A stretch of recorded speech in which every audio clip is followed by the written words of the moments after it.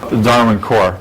I'm presenting the DarwinCore not because it's the only solution or the solution that I think you must use, but because it's a simple one to explain. But I need to explain a little bit about history. DarwinCore is a federation schema.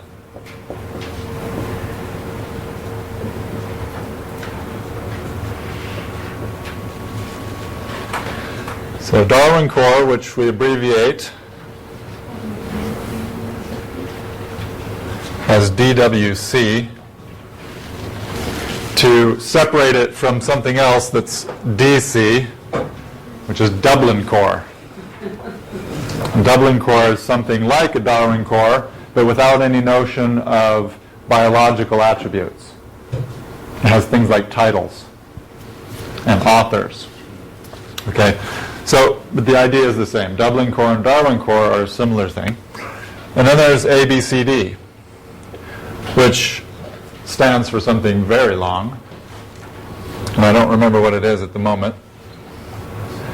Access to biological collections data is also a federation schema. The difference between these two is in their history. One was designed to be able to share biological data quickly and simply, and the other was designed to be comprehensive and relational. So if I was to draw a simple picture of what DarwinCore looks like versus what ABCD looks like,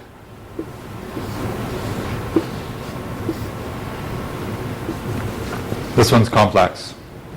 What does it mean? It means that ABCD allows you to provide information in very rich format. Not just about specimens, but about the attributes of the specimens, about the collections that contain those specimens, etc. So the philosophies between DarwinCore and ABCD are different. One is to be comprehensive and to try and build a structure over all the biological data, and the other is to give the minimum or common sets of biological attributes that most collections and observations databases hold in common. And the way the DarwinCore tries to achieve any idea of richness is by adding extensions. So the DarwinCore itself is essentially a simple list of concepts with no hierarchy whatsoever. So a global unique identifier is one attribute to identify a record, a date last modified to say when that record had a change, what's the basis of that record, things like preserved specimens, fossil specimens, living specimens, and different kinds of observations, etc. Okay, the DarwinCore basically gives us the concept of a specimen or observation record, usually one individual in one place. In other words, it's a simple way to share occurrence data. A species occurs in a place. Okay?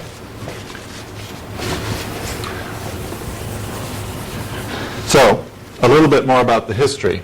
DarwinCore and Digger, has everybody heard of Digger? Or of BioCase? So Digger is a protocol.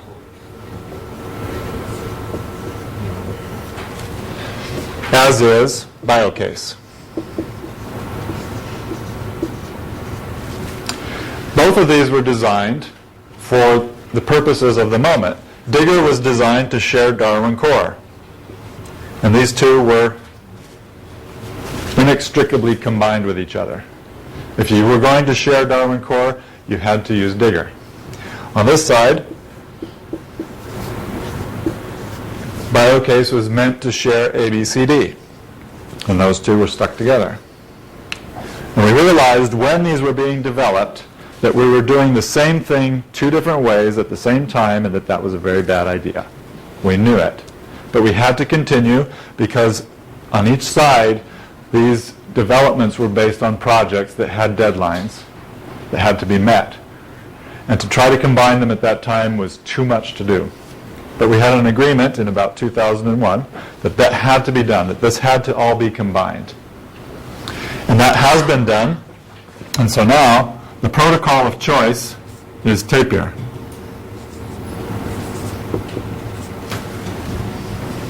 Tapir combines Digger and BioCase. Okay? The nice thing about Tapir is Tapir can share ABCD, Tapir can share DarwinCore. Not only that, if your database is set up and your provider is set up with Tapir on top of an ABCD-like schema, we can pull DarwinCore out of it. If your database is set up with a DarwinCore type schema underneath, with a Tapir provider, we can put ABCD out of it.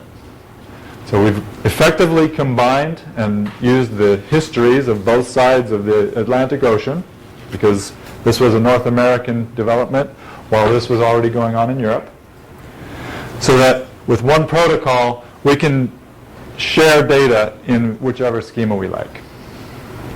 So the future is Tapir. And the future is now.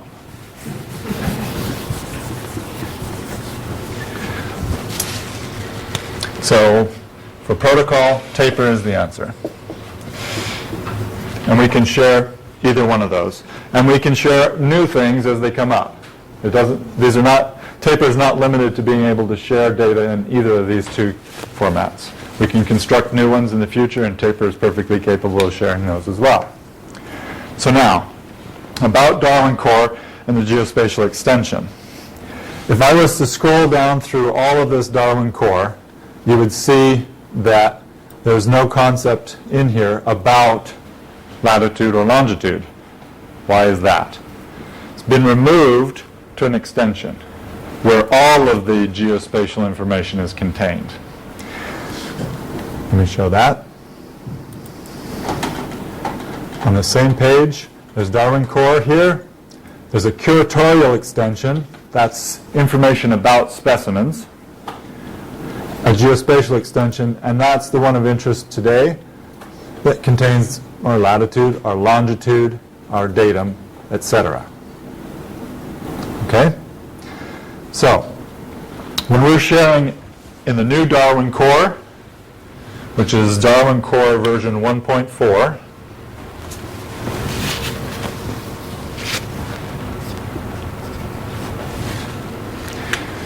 and the geospatial extension.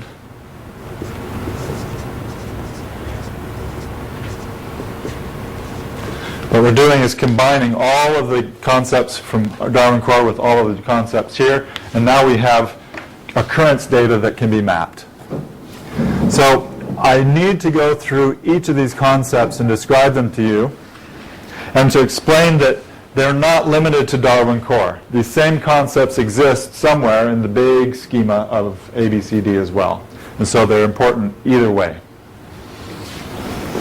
And these concepts are based on the best practices for georeferencing. They're meant to reflect our state of understanding about what's the best way to share geospatial information in a biological or biodiversity-based network. Okay, so I think you all understand decimal latitude and longitude, but what I want to make sure of is that this is a single format, right? We have one number for latitude, one number for longitude, that they are floating point numbers, that they include a sign for which hemisphere you're in. Why is that? Because it's the simplest way for us to express a position on the Earth. Two numbers, where the sign matters. We don't need any N's for north or W's for west, because those aren't the same in other languages. The numbers are multilingual, and we can express them as these numbers. Geodetic datum is important. You might wonder, okay, why don't we just all share in WGS84? That's a really good idea. However, I don't trust everyone to be able to tell me what their coordinates are in WGS84 if the original coordinates are in some other datum. What's more likely to happen is they will give me the coordinates in, for example, Campo and Chauspe, but they'll tell me it's WGS84, and that's worse.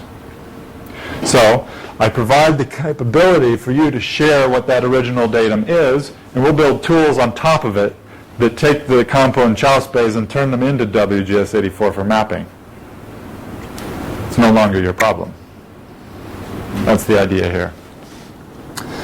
Of course, we all know what a coordinate uncertainty in meters is. I will wait a moment for a point radius spatial fit to get down to the verbatim coordinates. I think we talked a bit about how keeping the original information is essential, because with every transformation from the original, we lose information, or we have the possibility of losing information. So in the geospatial extension, we have several fields or concepts where the original data can be stored. That allows us, for example, to store a UTM version of the coordinate so that somebody could go back and check check the decimal latitude and decimal longitude to see if it made sense against the original. And we allow that to be done in a couple of different ways. In some cases, the coordinates are never separated into their own separate fields, or it may be that the coordinate system isn't really a latitude and longitude system, but some kind of a grid system that requires many fields to capture, in which case all of it can be put into a verbatim coordinates field. The example here shows some kind of a UTM coordinate where both parts of it are included. Verbatim latitude and longitude are meant to allow you to express degrees, minutes, seconds, and things like that in their separate fields. And then there's a concept to tell us what those verbatim coordinates really meant.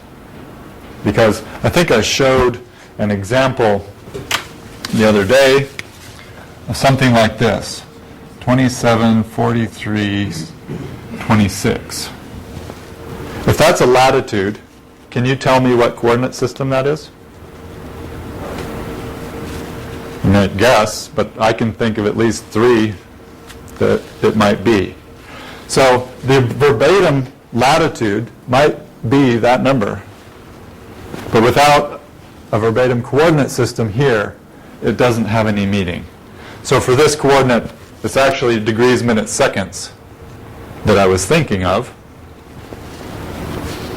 Provided with this information and that information, I can probably determine that that means a degree, that's a minute, and that's a second. Even though verbatim, it looked like a number. That's the idea behind the verbatim. Now we get into the metadata that help us as users of the data to tell how the georeference was determined. So a georeference protocol is the method that was used. So one perfectly reasonable georeference protocol would be to cite the best practices guide, for example. So we followed this, and all you'd have to say there is best practices guide. It may be that your institution has used this as a basis, but has produced some other document in another language, or has reduced the amount of material and produced a document of their own, maybe with some slight variations. They could cite that other document as a protocol. Georeference sources is exactly what we were doing in our spreadsheets to say basically what map was being used or what website was being used, allowing the person who reads your georeference here to go back to the same map and see what you were thinking. A georeference verification status is actually a really useful and interesting concept. What it's telling users of the data is the extent to which this georeference has actually been looked at by an expert other than the georeferencer. The georeferencer is making a hypothesis based on the information at hand. But a better person to look at that georeference and see if it makes sense was the collector or observer. So when we finish our georeferencing, this first pass, the value of the georeference verification status should be unverified. It's merely a first pass. If we have the luxury of then sending our georeference to the original collector, letting that collector map it, look at the map, see that the radius contains the place where they were, and it's as small as it can be, now we can change the verification status for that record to be verified by the collector. And that's as good as it can ever be. The collector says so, we can't do better than that. Yes? Do you keep the different versions of the georeferencing in the database? We do in our database, yes. You would recommend it? I'm not sure if I recommend it or not, in general.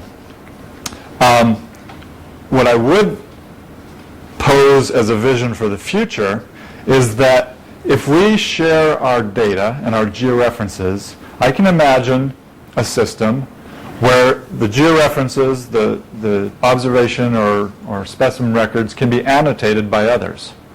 It's out there in a web interface.